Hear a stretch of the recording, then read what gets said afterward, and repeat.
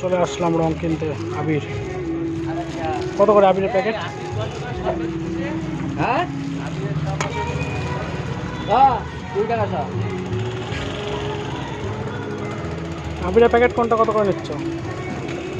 এগুলো 10 টাকা সব। সব 10 টাকা দুইটা? সব 11টা কালার আছে দিদি।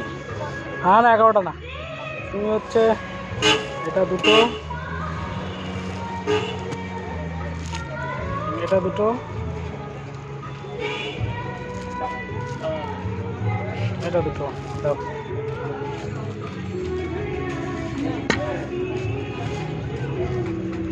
আর আরে সেই তোমার এই কালারের গেরুয়া কালারের একটা ছিল না আবির, এই যে